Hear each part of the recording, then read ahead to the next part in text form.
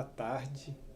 Estamos aqui, então, mais um momento dessas conversas sobre você e o poder. Essa série para nós dialogarmos sobre os caminhos de reinvenção do nosso ser político. Como é que a gente começa a política, ou como é que a gente, que já caminha na política, pode ir fazer a nossa ação política de uma outra maneira. A gente hoje está aqui de uma forma mais improvisada, porque a gente havia imaginado uma roda de conversa e algumas pessoas não puderam vir, mas estamos com a Marina, que topou aqui de última hora participar da conversa com a gente. Né? Quem pôde acompanhar no nosso último... na semana passada, nós tivemos aqui o Maurício comigo, a gente teve uma conversa fazendo um resumo, né, do livro O Vazio no Poder e a Reinvenção do Ser Político, que eu escrevi, e estou lançando nesse período. E o que eu queria hoje era a gente poder aprofundar um pouco num dos temas do livro, que são as escolhas fundamentais. Que escolhas de vida que a gente pode fazer, que a gente faz, que nos levam a entrar na política. Então eu queria conversar com você que está aí, online. Assim que tiver gente online, vocês avisam aí. Tem 6 pessoas? Legal, tudo bem? Tudo bom aí? 6 pessoas. Então vamos interagir um pouco, porque acho que esse episódio, ele não vai... A gente está fazendo uma série de 5, e como esse episódio a gente acabou não conseguindo preparar da forma que imaginou, a gente vai fazer um bate-papo mais solto, tá? E aí depois a gente retoma as séries conforme a gente imaginou, ok? Mas hoje então vira um aquecimento da conversa, que é sobre o tema das escolhas fundamentais, né? Que escolhas de vida são essas que a gente faz e que pode fazer, que nos levam a nos tornar um ser político, né? E para isso, esse encontro e o próximo, a gente quer dialogar com pessoas que não têm a experiência na política ainda, que estão dando o primeiro passo ao segundo, que estão iniciando, né? Como a Marina, que acabou de se formar na AGV. Eu vou pedir para ela contar um pouquinho, né, de si, por que chegou aqui. E depois eu quero ouvir de vocês aí o que vocês têm a dizer, aí alguma pergunta, e a gente dialoga com essa pergunta, ou mesmo uma colocação, né? Se você tiver algo a afirmar sobre o seu primeiro passo, você pode trazer, a gente lê e dialoga com você, tá bom? Então, assim, Marina, conta um pouquinho o que te trouxe aqui, depois eu vou contar um pouco das minhas escolhas de vida, né, o que foi me levando a entrar na política, e a gente vai fazendo esse aquecimento para vocês depois entrarem na conversa. Oi, tudo bom? Muito prazer, eu sou a Marina. Acho que uma das coisas que me levou a estar aqui hoje foi o fato de eu ter criado redes ao longo do meu curso, né?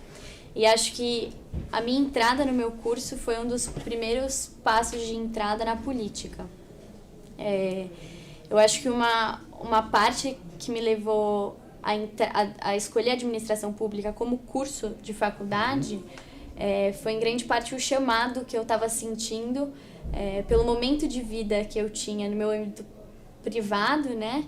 E também no âmbito do Brasil. Então, quando eu escolhi meu curso, a gente tinha acabado de viver as manifestações de 2013. E acho que foi um pouco de instigação de o que as pessoas querem mudar no país, o que eu quero mudar no país, que em parte acabou me levando a escolher o curso de administração pública. Enfim, agora eu estou acabei de fechar esse ciclo na graduação e acho que eu percorri alguns caminhos que me levaram a ter contato tanto com a política institucional quanto com a política mais na vida cotidiana. E acho que o fato de eu não saber direito que tipo de ligação que eu quero ter com a política, acho que foi o que me trouxe aqui hoje, né? Que bom, então você vem de um lugar de dúvida, de incerteza, né? Isso é um dos temas que eu trabalho no Vazio no Poder. Como que a gente usa nossas incertezas e dúvidas a nosso próprio favor? Acho que, antigamente, a gente sabe que o ativista, ou o político, o líder é aquela pessoa cheia de certezas, né? Aquela pessoa sabe o que vem, para onde vai, a clareza. E a gente aqui, como a gente está vivendo agora mesmo, a gente está vivendo no improviso. Como é que a gente lida com o que não saber, né? Isso é algo que eu gostaria muito de explorar com as pessoas. Vou contar um pouco mais de uma escolha de vida que eu fiz, e aí eu quero te fazer mais uma pergunta sobre o que te moveu, né, na verdade eu vou te perguntar e depois eu conto um pouco mais de mim. Tá bom. Você falou das manifestações que elas te motivaram a seguir por esse caminho. Como que foi essa motivação? Como foi que elas te tocaram? Tá. Bom, contar um pouco do meu contexto naquele momento. Eu sempre vivi na bolha do subúrbio, né?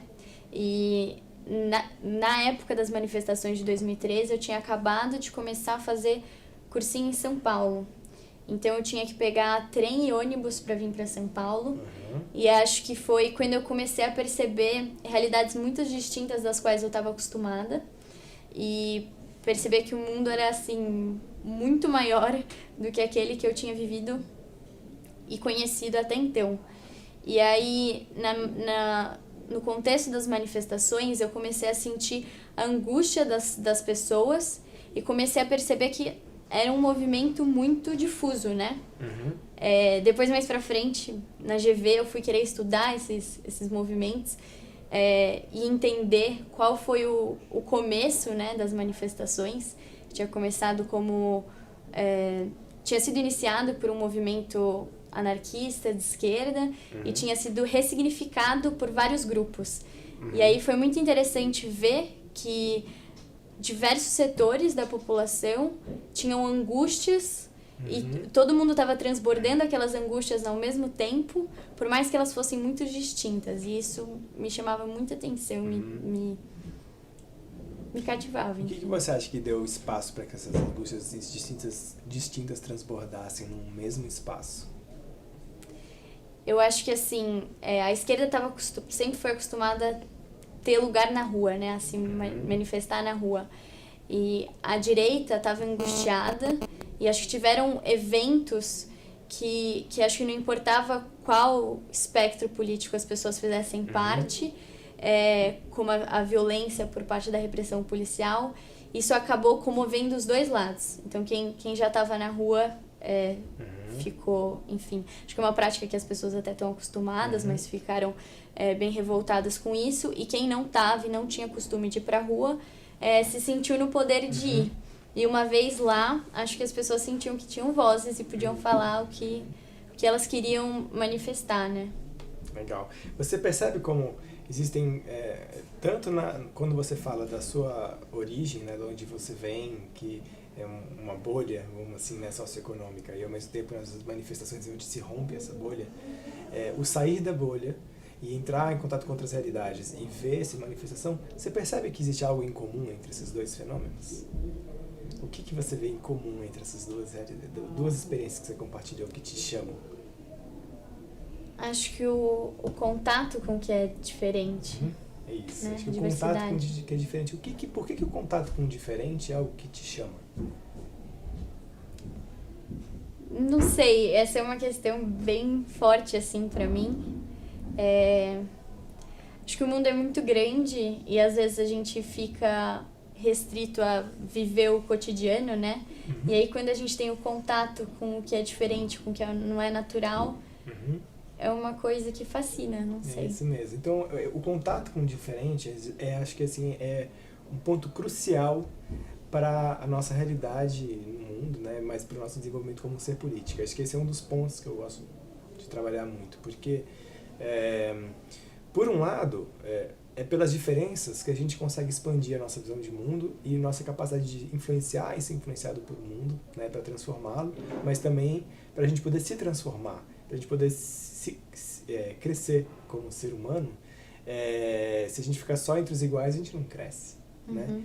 Então, seja para o bem do mundo, para o nosso próprio bem, a gente precisa das diferenças. Mas, ao mesmo tempo, a política, tal como a gente já conhece, ela está construída de uma maneira que as diferenças são motivo de negação da nossa própria capacidade de agir no mundo, né? A gente está domesticado a negar as diferenças, a ter medo do diferente, a ignorar o diferente, a passar por cima do diferente. Entende? Então, por que será, né, que a gente tem esse receio, esse medo? Por que a nossa cultura nos educa, ou nos deseduca de fato, a se relacionar com os diferentes? Você tem alguma ideia a respeito disso? Eu acho que quando a gente entra em contato com o diferente, a gente começa a se questionar acho que questionar, inclusive, privilégios. E acho que você tem que ter, quando você entra em contato com o diferente, você tem que estar aberto para conseguir entender de fato a realidade do outro, né? E na política é mais fácil negar, porque quando você nega, você defende só a sua posição, né? É isso, porque a gente tem a política, tal como ela foi ensinada pelo sistema político, é você ter uma opinião sobre as coisas, ter uma posição, né, as ideologias, os grupos de interesse, todos eles se organizam pelas posições pré-definidas. Por isso que a gente estava falando da questão de a gente ter certezas, né? O líder político do passado é aquele que fala muito bem em público, aquele que tem muitas certezas, que tem um poder de oratória, mas para um mundo altamente complexo, essas mesmas atributos eles se tornam amarras, porque a pessoa que tem todas essas certezas e performances pode se tornar incapaz, por se apegar tanto em uma forma de ser cheia de certezas, incapaz de lidar com a complexidade da vida, né? Então não é à toa que a gente está tendo uma demolição da forma dos líderes políticos, todos estão perdendo legitimidade, e aos poucos a gente vê uma renovação, né, com movimentos e quadros que hoje lidam com a realidade de uma forma muito diferente em relação, né? A gente estava aqui falando com o pessoal do Acredito agora há pouco, né, que é um movimento que lida com, tem gente completamente diferente dentro, e eles conseguem cada vez mais crescer enquanto movimento e manter uma unidade, uma coesão entre eles, né? Por quê? Porque não tem ali um tipo de liderança que é o tipo de liderança que sabe tudo, né? Tem uma horizontalidade, né? Entende isso? Então é um tipo... e aí, voltando para as minhas escolhas fundamentais, eu atuei muitos anos dentro do sistema político, 20 anos mais precisamente, né? Tentando criar pontes entre a sociedade e o Estado, e fui percebendo que tanto nos líderes partidários, quanto nos gestores públicos, quanto nos líderes da sociedade civil que participam das arenas de influência do espaço, falta capacidade de diálogo, né, entre os diferentes sobre os assuntos que se dizem a todos, né, que aí é onde está a essência da política, o diálogo entre os diferentes sobre o bem comum, como a gente falou no programa passado, né. O pessoal que está online tem alguma contribuição já? Como é que tá? Tem? Legal, André, fala aí. Para aqueles que nada sabem sobre política, sistemas e poderes, por onde começar? Vamos lá. Boa pergunta. Você tem uma sugestão? Quem fez essa pergunta aí, vocês podem botar o título, o nome da pessoa quando trouxerem a pergunta. Luana, ok. Obrigado, Luana, pela contribuição.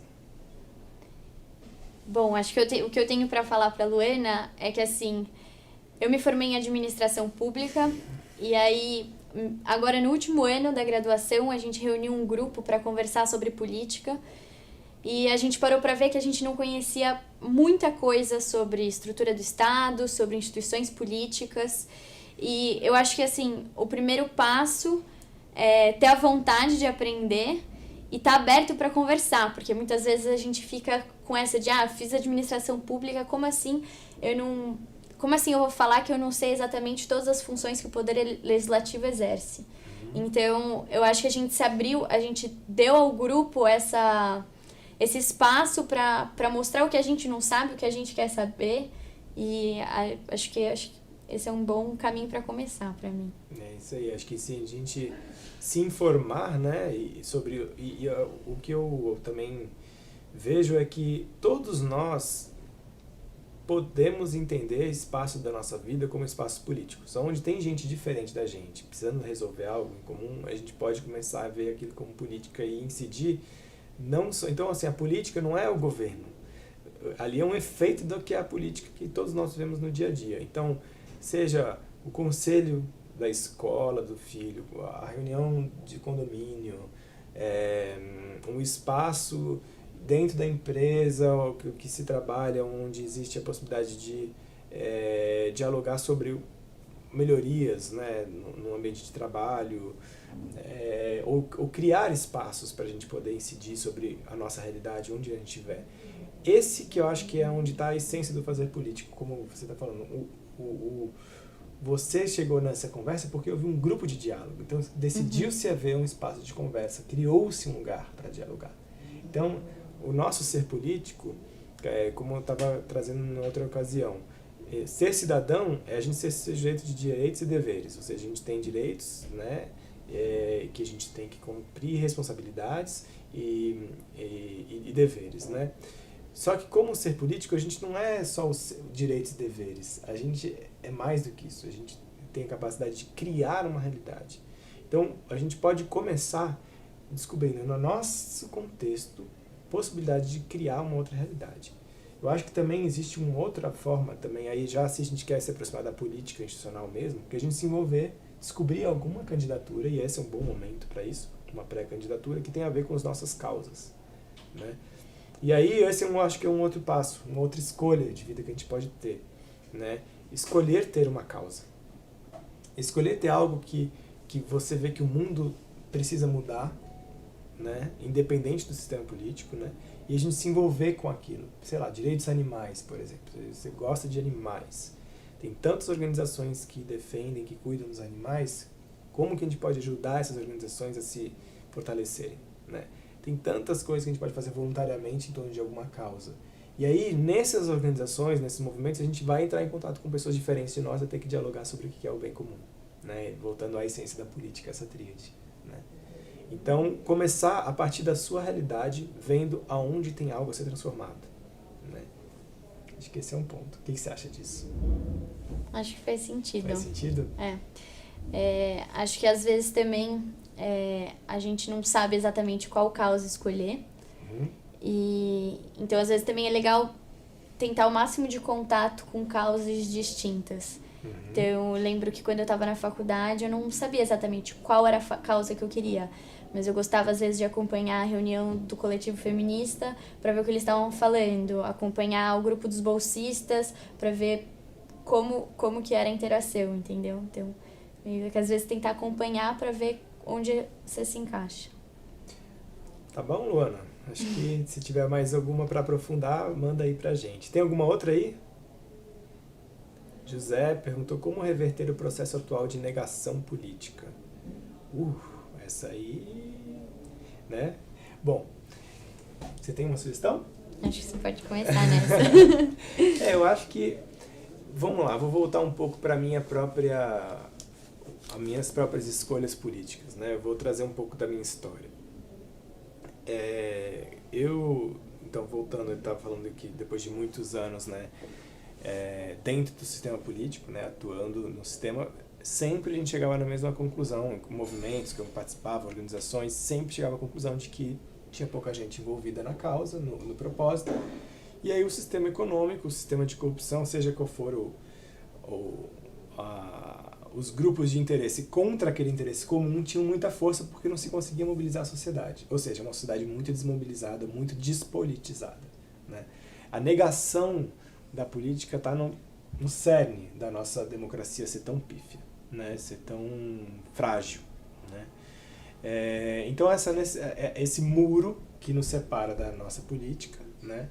É o que precisa ser rompido. Como que a gente quebra esse muro, né? Esse, na verdade, é o tema do segundo capítulo do livro, né? Superando os muros e como a gente entende a política como um jardim. Então, eu acredito que a gente tem que se reencantar com a política, mas não essa política institucional. A gente se reencantar com a política como um processo vivo, independente do lugar onde a gente está. E isso também significa que a gente se reencantar com a possibilidade da gente ser um ser político, né? Entender que nós nos envolvendo com o bem comum, a gente pode se tornar uma pessoa mais feliz. Se eu conheço mais pessoas que pensam diferente de mim, se é uma feminista, se é do bairro, se é da periferia, enfim, se eu tenho contato com realidades diferentes e dialogo com elas, eu me torno uma pessoa com uma visão de mundo expandida, né? Se eu sou capaz de entender alguém que discorda de mim e a gente chegar num consenso, se eu não vivo em conflitos o tempo todo e consigo entrar em diálogo com as pessoas, eu vou ser mais feliz, eu ganho com isso e eu contribuo com o mundo, né? Então, José, eu acho que primeiro passo eu veria que a gente ressignificar o que é política. Política não é disputa pelo poder. Política é a possibilidade da gente criar outra realidade, a realidade que a gente sonha, essa realidade que o nosso coração aponta. É por aí que eu estou fazendo esse caminho, e aí por isso que eu estava trazendo essa minha escolha. Depois de 20 anos atuando dentro do sistema, eu entendi que precisava ser feito o trabalho de trazer mais gente para esse ambiente político, né? O ambiente institucional da sociedade, seja onde for. A gente precisa ocupar a política, o espaço da nossa vida comum, a partir do nosso impulso de vida, né? Então, hoje eu não estou envolvido em nenhuma campanha, apenas em uma campanha, né, para política, mas não estou envolvido em campanha de presidencial e várias campanhas como eu sempre estive, para poder estar disponível para contribuir com as pessoas que querem se envolver com a política, que querem envolver com uma campanha, né? E esse seriado aqui é mais um passo nesse sentido, de poder caminhar junto e ajudar, contribuir, trazer essa minha experiência para a gente pensar como a gente faz a política de um outro jeito, né? Então a minha escolha foi essa, foi de dar suporte, né, com essa minha experiência, com esse estudo, para que as pessoas possam se encontrar na política de um novo lugar. Porque se isso não for feito, não adianta eleger um grande presidente ou um senador, botar bons representantes e delegar para eles a responsabilidade. O caminho é a gente assumir a nossa responsabilidade e a nossa potência como pessoas capazes de criar outro mundo. Entende? Como é que soa para vocês? Eu acho que faz total sentido. Eu sinto que o envolvimento com as pessoas em geral, com a política, tem aumentado, mas eu acho que ele tem acontecido dentro de um movimento de polarização da sociedade. Então eu acho que o caminho é as pessoas de fato se envolverem com a política, mas acho que estando abertas para diálogo e pensando nessa questão da descoberta do indivíduo e sua relação com a política, e menos com eu defendo o partido A ou o partido B, né? E, enfim, acho que é isso. Quando eu li a pergunta, acho que a primeira coisa que veio na minha cabeça foi grupo de WhatsApp da família, né? Como conseguir um diálogo e fazer com que as pessoas se envolvam com a política com uma relação que seja para gerar frutos, né? E não embates. Boa, acho que a gente olhar para o WhatsApp da família é um ótimo estudo de caso, né? Porque, assim, acho que é um bom lugar para a gente entender que política não é ter opinião formada sobre tudo e ser o sabidão. Política, de repente, é você mediar na família. Tem um conflito? Media, ajuda. Se você tem pessoas da sua família que estão se desentendendo, o que você pode fazer para elas se entenderem umas com as outras melhor? Né? Ou você está tendo uma dificuldade com alguém, como que você pode superar essa dificuldade? Aí é um bom espaço de superar a negação da política dentro da nossa própria família. E aí, tem mais alguma? Valeu. E quantos que estão online aí agora? 6, ok. Então, JTR, que não colocou o nome. A desigualdade seria intrínseca aos seres humanos? Bom, essa é uma pergunta filosófica, né?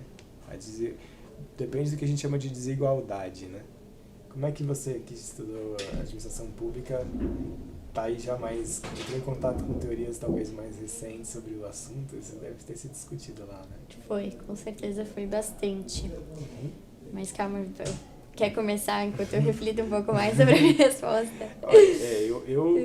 Eu não tenho, não parto, a gente tem que entender, quando a gente vai trabalhar o tema da desigualdade, muitas vezes a gente está falando a partir de premissas, né?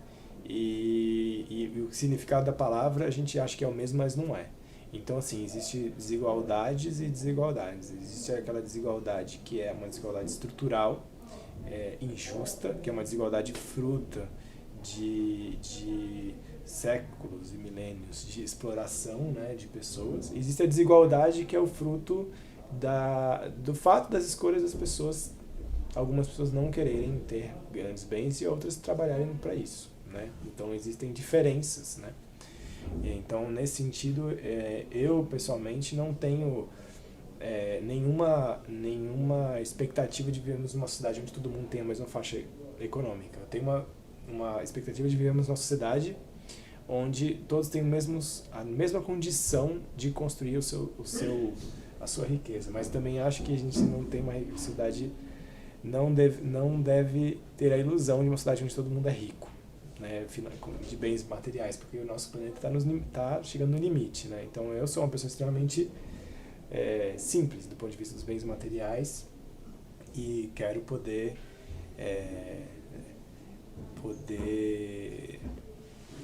me realizar com pouco, né? E conheço pessoas que têm muito dinheiro, muito patrimônio e que não são felizes. Né? E que estão tentando fazer algo com esse patrimônio para poder lidar com a sua própria infelicidade, né? Pelo bem comum, mas estão presas. Então, o que é? Né? Eu acho que o principal não é a busca de uma equidade econômica, né? Mas uma equidade com ponto de partida, mas o principal é a gente buscar a felicidade. Para mim, acho que a questão não é desigualdade ou igualdade, a questão é o que nos torna felizes. Né? Bom, acho que eu não saberia responder essa questão. Acho que talvez alguns autores seja interessante você ler para pensar na questão da desigualdade, se ela é intrínseca ao homem ou não. Então, acho que o John Rawls fala um pouco sobre isso, e o Hobbes, né? E, enfim, acho que conceitos bem legais que você trouxe é a questão da equidade, né? Que a gente dá ferramentas para que todo mundo consiga partir de um mesmo ponto. E acho que a gente tem que focar em trabalhar na questão da equidade. E acho que é isso. É isso. E eu acho que também a gente o ser humano não tem intrínseco a nós, no meu entendimento, são nossos pés, nossas pernas, nossas mãos, nosso corpo. Né? Eu acho que todo o resto a gente pode criar de outra forma. Né? Olhando aí nos próximos séculos e milênios, eu acho que a gente pode criar um modo de viver no planeta que essa nem é mais uma questão. Desigualdade, equidade nem está mais no nosso repertório, porque a gente já chegou num outro lugar de consciência e de realização. Né? Então, não acho que seja intrínseco, nada disso. Acho que isso é apenas vivermos numa sociedade com alto grau de desigualdade é apenas uma das muitas consequências de um estágio de desenvolvimento da humanidade que tem muita inconsciência. A gente ainda está muito aquém do que a gente pode ser enquanto humanidade. Acho que para mim seria por aí o caminho. Vamos lá, mais uma última talvez, e a gente troca mais umas ideias depois. Atualmente, o João Paulo fala, atualmente vivemos num momento muito polarizado na política brasileira, mas apesar das consequências negativas desse momento, ao meu ver, esse processo tem o poder de atrair pessoas antes indiferentes para a inserção no debate político. O que o senhor pensa disso? Sim, então, eu acho que é exatamente isso que está acontecendo. Pessoas que antes eram indiferentes, por isso também que eu estou reconhecendo que esse trabalho de dar apoio a quem quer começar a política é necessário agora, porque tem muita gente querendo dar um passo, mas também não quer dar o passo com os mesmos referências, o mesmo repertório que está aí colocado, direita, esquerda, progressista. Não tem linguagem, não tem repertório, não está dado um ambiente que acolha pessoas que vêm com a intenção de participar da política sem as mesmas linguagens e recursos do velho modelo. A gente tem que criar juntos isso, né? Então, eu vejo, né, que tem muita gente querendo se envolver sem entrar numa lógica polarizada. Você também vê assim? Vejo muita gente em dúvida, né? Querendo encontrar um caminho para fazer isso, acho que nem eu. Então é isso, estamos aí nesse movimento. Tem mais alguma? Tá, pedi para esperar um pouquinho e acho que enquanto isso, o que mais a gente pode falar um pouquinho? Vamos voltar um pouco a nós, né? Marina, você tá, então, a gente está se conhecendo agora, trazendo até um pouco o contexto de a gente estar aqui hoje. A gente está estava tendo uma conversa no café e vai continuar uma conversa sobre uma possível parceria, porque eu estou agora trazendo o livro Vazio no Poder, né, para o mundo, e estou começando uma nova caminhada na minha trajetória, estou me desvencilhando, desincompatibilizando de uma série de papéis institucionais que eu já tinha e começando agora um caminho livre, um caminho com a sociedade, né, assim como aqui. E estou procurando pares, né, e aí alguns pares já me indicaram você para a gente poder ver se tem uma parceria para a gente caminhar juntos aí nessa difusão do livro e atividades. Agora estou organizando eventos já amigos, pares meus, né, em Belo Horizonte, Brasília, Recife, Bahia, Santa Catarina, Florianópolis, Porto Alegre, em algumas cidades do interior de São Paulo, Campinas. Estamos organizando atividades para dialogar sobre o vazio no poder, a reinvenção do ser político. Eu estou me preparando para uma caminhada e encontrar com muitas pessoas para justamente dar esse passo, né? A gente começar a se reinventar e fazer a política a partir de onde a gente estiver. E nesse sentido, né, eu também estava conversando com você sobre essa necessidade da gente poder fazer uma ação política no mundo, mas ao mesmo tempo descobrir como a gente se torna pessoas mais felizes ao fazer isso, né? Uhum. Como é que o que a gente conversou até agora ressoa para você? Como é que você está se vendo nesse momento em termos de alguém que está começando aí, né? Você está compartilhando comigo que você está ainda vendo qual é o seu caminho profissional, está incerto, você tem um chamado para a política, mas também não sabe como é que é, você está num lugar de muitas incertezas, né? Como é que o que a gente está conversando até agora aqui ressoa para você em termos dessa construção, né, de si mesma como alguém que participa da política? Como é que você está? Bom, acho que essa discussão aqui acho que me mostra bastante que às vezes nossos caminhos na política são criados sem a gente planejar muito, né? Uhum. Mas acho que uma das principais coisas é que você tem que estar aberta para aprender junto.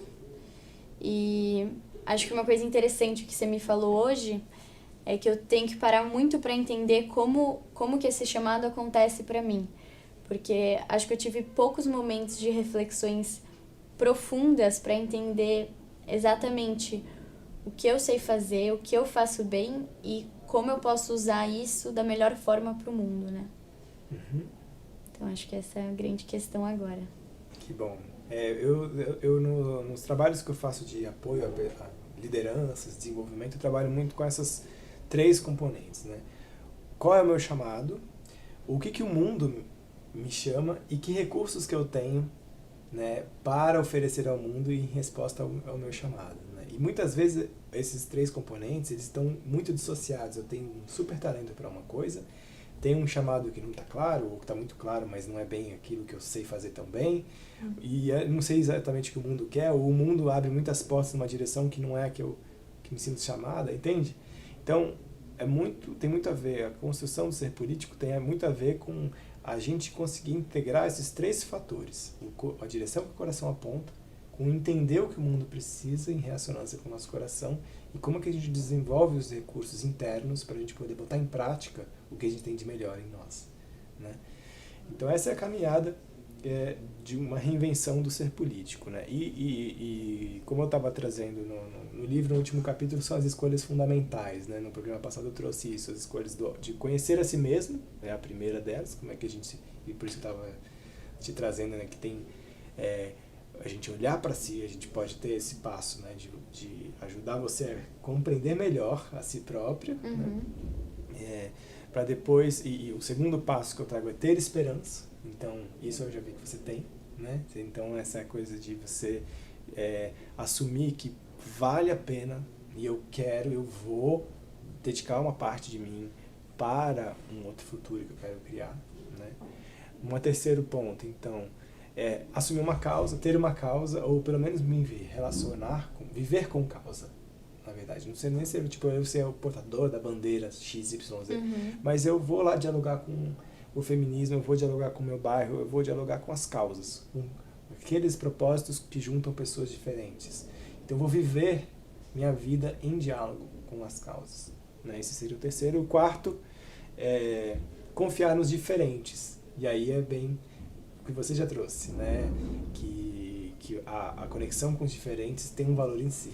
Então a gente aprender não só a apreciar as diferenças, mas se relacionar com o diferente, confiar e fazer algo junto, né? Que junta as diferenças para criar uma outra realidade. E o quinto que é contar uma outra história, né? A gente, nesse diálogo com os diferentes, né? Pelas causas que a gente vive em comum, a gente realmente assumir que a gente está criando uma outra história e a gente vai contar essa história. Assumir, por exemplo, agora, eu estou contando uma outra história da minha vida. Estou começando uma nova caminhada com qualquer pessoa que queira se aproximar para dialogar sobre como a gente vive a política de um outro jeito, pensa ele de uma forma radicalmente viva. Eu estou vivendo a história que eu estou criando para mim e para quem estiver comigo, porque eu acredito nessa história.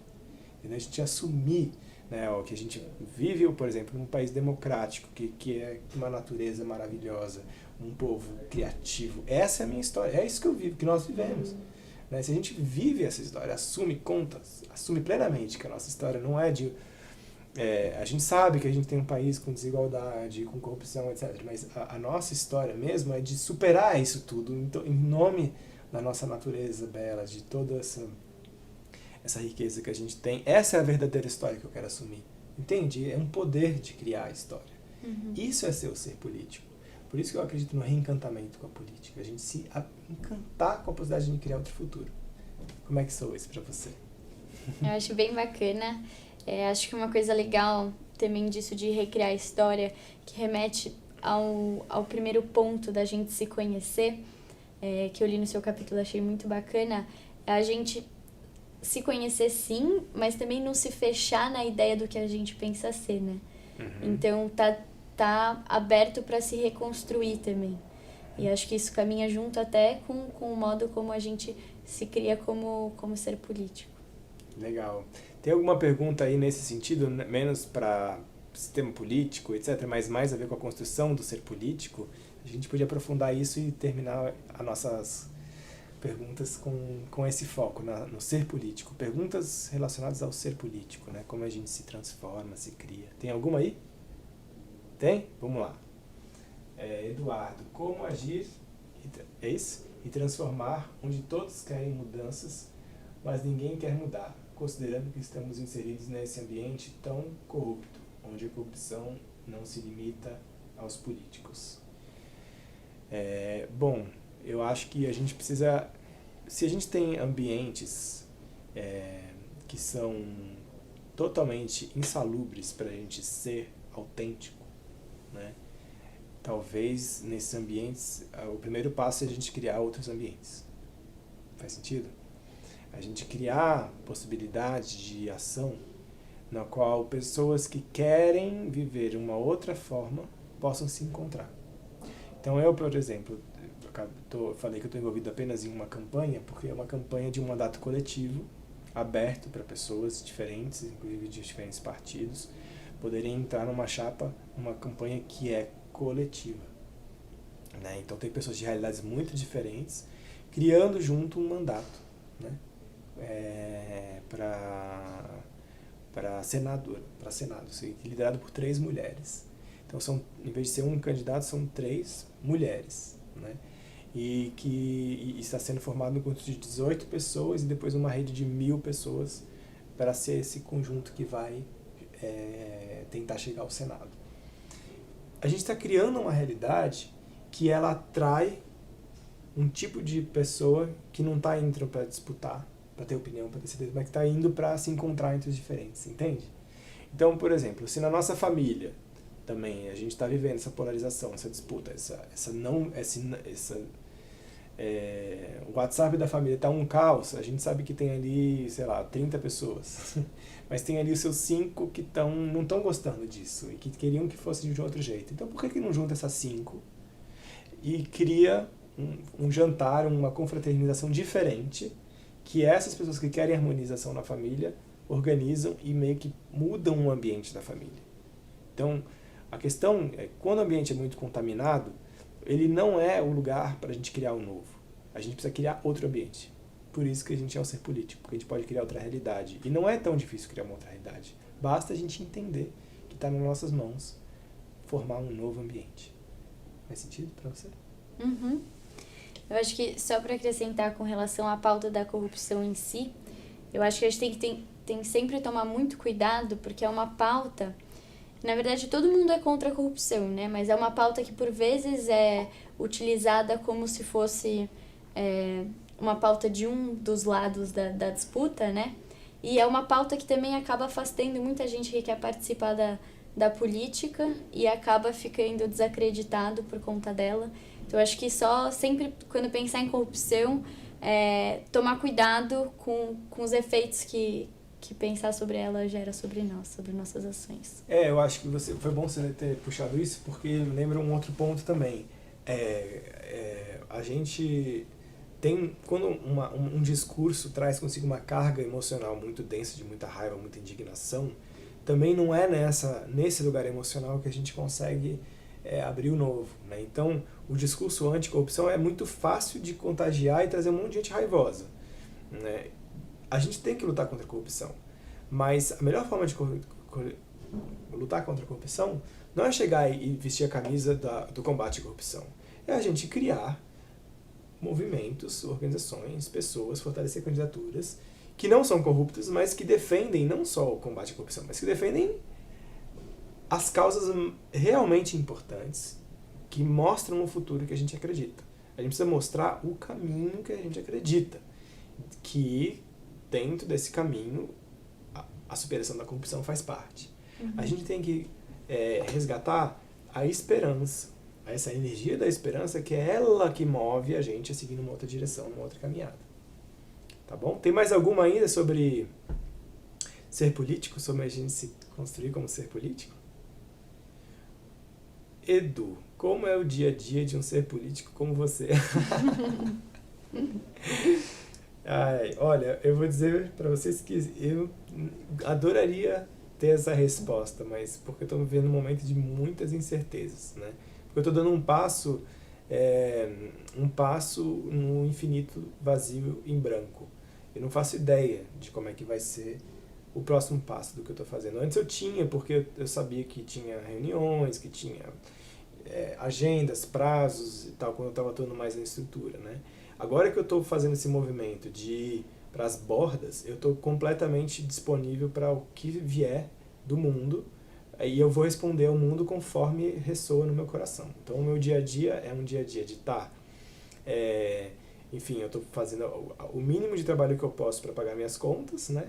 Eu estou muito dedicado à minha família, minha filha recém-nascida, de 2 meses, a Lia. Então a minha prioridade agora é essa, cuidar de mim, cuidar da minha família. E eu estou vivendo essa total incerteza que às vezes me deixa um pouco angustiado, mas por outro lado me deixa feliz porque eu me sinto muito coerente com o meu propósito, com o que meu coração pede. Meu coração pede nesse caminho, então eu estou abrindo mão de várias certezas, né? De um lugar confortável, e sinto que eu estou vivendo uma grande aventura, sabe? Tipo, não sei o que vai aparecer, mas eu sei que eu estou vivendo e encontrando pessoas cada vez mais interessantes. Estou sendo chamado para ir em várias cidades, sei que as pessoas estou vendo muitas pessoas se beneficiando desses encontros, e isso me alegra. Então eu estou vivendo o meu dia a dia, um dia cheio de relações maravilhosas, pessoas incríveis, um sentimento de alegria por poder estar vivendo bons encontros como esse, né? Para mim é uma alegria estar aqui com vocês. Mesmo a gente agora aqui estava falando, o que a gente vai fazer? Que o nosso plano não era o que a gente esperava, né? A gente estava imaginando uma outra coisa, eu fiquei super angustiado, assim.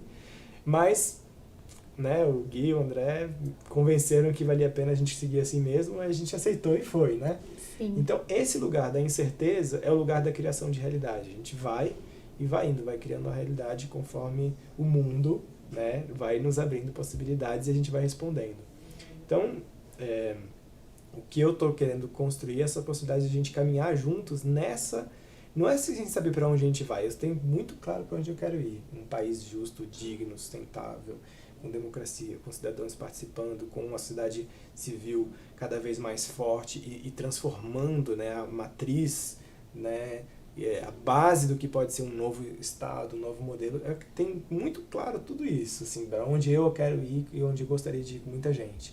Agora, como ir, com quem, qual é o próximo passo, eu estou completamente aberto para o que a realidade for mostrando que precisa ser feito, né? E isso significa um grau de liberdade que eu ainda não tinha conhecido na minha vida. Assim, é muito, muito prazeroso poder ter essa liberdade de criar o mundo e criar a si mesmo conforme a vida vai nos chamando para dançar, né? E isso é uma coisa que eu também trago no livro, né? Que a política como uma dança com o mundo.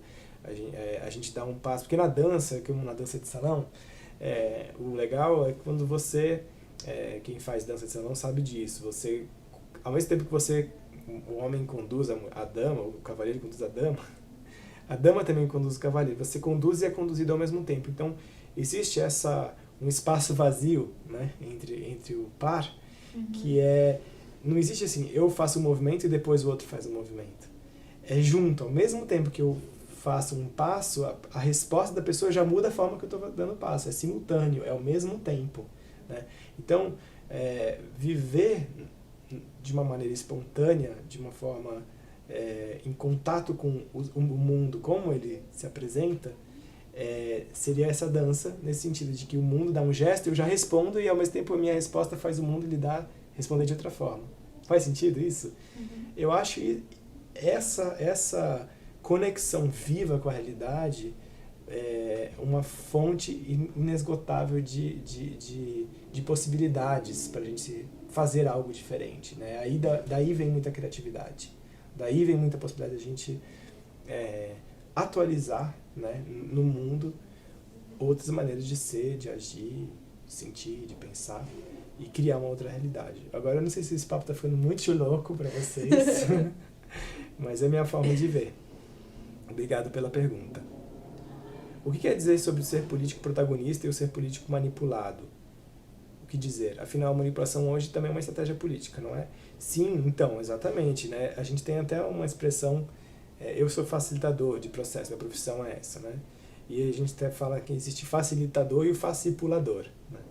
Então, o facilitador é aquele que vai manipulando a situação para ela ir chegando mais ou menos do jeito que ela quer ou do que o cliente quer que o grupo chegue, né? Então é uma forma sutil, ou às vezes nem um pouco sutil, de fazer o processo se submeter a um resultado previamente esperado, né?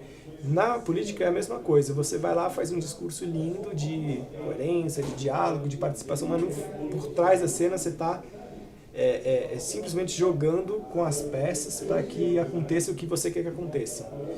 E eu estou justamente saindo da política partidária, me afastando da política partidária, porque o ambiente ainda é muito contaminado e o discurso não consegue acompanhar, a prática não consegue acompanhar o discurso. Então fala-se em horizontalidade, em diálogo, mas tem muita manipulação, né? Então, eu acho que esse ser político protagonista é aquele que pode criar a sua própria realidade, criar uma realidade que é autêntica, que não é uma coisa que na linha de frente é uma coisa, mas na retaguarda é outra.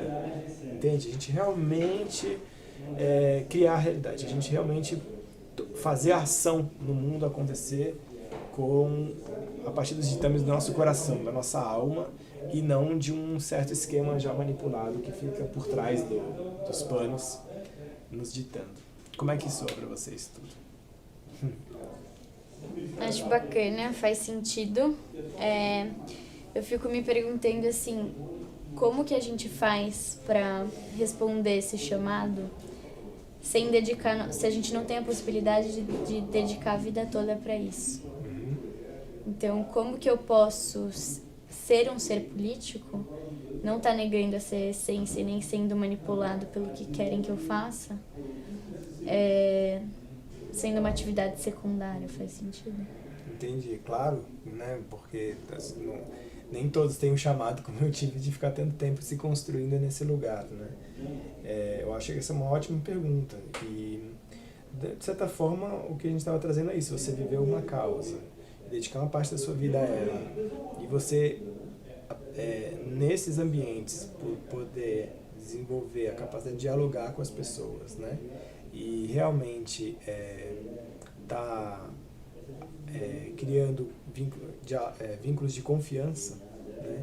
Ou seja, você percebe que ali é um ambiente onde você é escutado e a sua ideia ela tem ressonância e a gente consegue botar em prática, significa que não está tendo manipulação. Entende? Se você está trazendo algo, aquilo reverbera, ou alguém discorda, e a discordância não significa que você vai ser excluído ou que sua ideia vai ser jogada fora, mas que a gente pode repensar e você pode crescer com a discordância, mas trazer um outro ponto de vista, de repente aprender fazendo. Quando você vê que a sua voz não é silenciada, significa que você não está sendo manipulado, entendeu?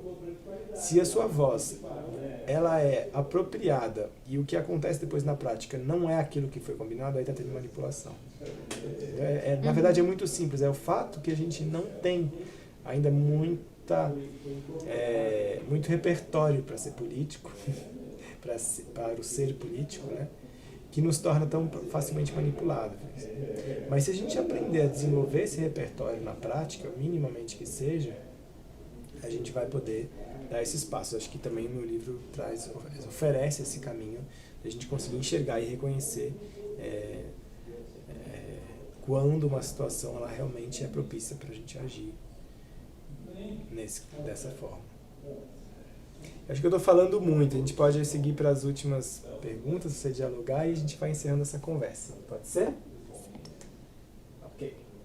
Se não concordo com uma decisão política, como posso agir para que seja mudada? Tem uma outra além dessa? Vamos lá. Se não concordo com uma decisão política, como posso agir? A Karen perguntou. E tem uma outra aqui que é... Se puder deixar as duas, que aí a gente vê.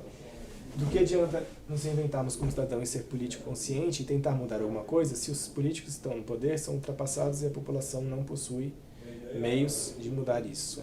E a primeira mesmo, qualquer mesmo, era... Tá.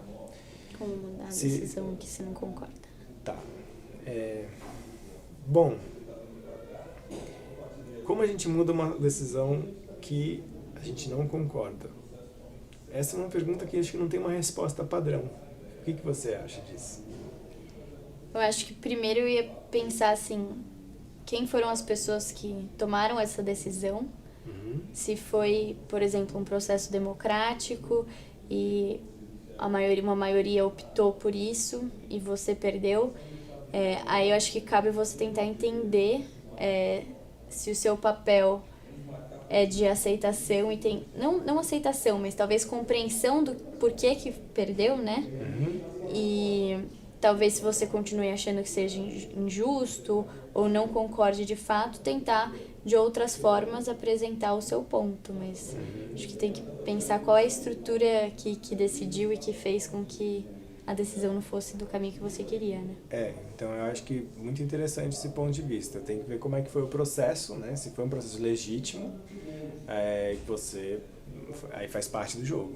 E aí é uma oportunidade de você voltar para o seu argumento, voltar para a sua posição, revê-la, né? Ver se é isso mesmo que você acredita, embasá-la, voltar a uma nova argumentação e se somar a outras pessoas que têm essa mesma... Aí, se você realmente está caminhando para ser um ser político, né? Não alguém que vive 100% da política, mas alguém que tem esse lado cultivado, você vai ter que se somar a outras pessoas que têm uma opinião semelhante à sua, se encontrar com elas e fortalecer. Então, vamos supor, né? Você é a favor de diminuição de impostos para produtos orgânicos, né? Mas a lei agora está aí colocando que o produto transgênico nem precisa dizer que é transgênico, né? Então, todo o sistema está indo contra os orgânicos, mas você tem uma outra opinião. Quem mais tem essa opinião que você tem? Aonde se encontra? Onde se mobiliza? Como você pode contribuir com isso? Se o teu coração pede que uma causa, que uma posição realmente esteja firme no mundo, some-se, né? Faça alianças com pessoas que têm a mesma posição e busquem caminhos para se fortalecer, né? Por isso que a gente precisa de mais gente participando ativamente com diálogo na democracia, né? E aí, essa pergunta, o que adianta a gente se reinventar se os políticos que estão no poder são ultrapassados e a população não possui meio de mudar isso? A população possui meio de mudar isso, sim, né? É porque a passividade da população é que a inércia que a gente vive, né? A gente vive num estado de inércia, a gente vai e faz as coisas assim meio que em piloto automático. A gente precisa sair dessa inércia, né? Por um lado. Por outro lado, esses políticos ultrapassados, eles estão sucumbindo, não há dúvida disso. Qual grande líder aí tem um grande apelo popular, né? Eles podem ter grande tempo de TV, mas ou então ter um discurso raivoso que galvaniza pessoas que estão indignadas, mas a gente não está vendo grandes lideranças, assim, exceto algumas que, né, eu vejo aí, mas a maioria não está tendo uma grande capacidade de liderança hoje no sistema. O sistema está em crise, o sistema está sem legitimidade, as pessoas não estão se enxergando nas candidaturas, né? O índice de voto branco nulo está cada ano, cada eleição que passa está maior, né? Se os votos brancos e nulos fossem contabilizados e a gente tivesse que ter 50% dos votos de fato, né, a gente tinha que fazer novas eleições, né? Nas últimas eleições, sim, foi altíssimo, não lembro agora os dados, entendeu? Então, Mas eu acho que, ao mesmo tempo, a gente tem que se desincompatibilizar dessa velha política, né? Deixar ela morrer e não nutri-la. Isso significa a gente mesmo não entrar no jogo emocional que ela tem, de querer ser de polarização, de raiva, né? Então a gente tem que emocionalmente caminhar para um lugar de reencantamento, com um diálogo diferente com as causas, e fortalecer as candidaturas, os espaços que estão a serviço da democracia de fato, porque na hora que esse sistema colapsar, a gente tem que ter esses grupos de renovação suficientemente fortalecidos para entrarem e fazerem um bom uso dos espaços de poder em diálogo com a sociedade civil, que tem que também estar fortalecida. Acho que é por aí. Algo mais a questionar ou acrescentar? Acho que eu concordo. Acho que a sociedade civil como um todo tem se mobilizado para mudar esse cenário, e acho que grande parte dessa mobilização da sociedade como movimentos suprapartidários, eu acho que a gente vai ver bastante renovação agora nessas próximas eleições. Então fica aí o convite, né? Acompanhem movimentos como Acredito, como Agora, e, enfim, esse movimento de renovação política que vão estar aqui daqui a 2 episódios a gente vai ter esses movimentos de renovação política, e a gente vai conversar sobre como que um cidadão comum pode participar para fortalecer esses movimentos de renovação. Muito obrigado pela colaboração de vocês, e quer dizer mais alguma coisa? Obrigada e tchau, tchau. Muito obrigado, Marina. Obrigado a toda a equipe aqui do Politize, do Comover. Boa noite para vocês. Até a próxima.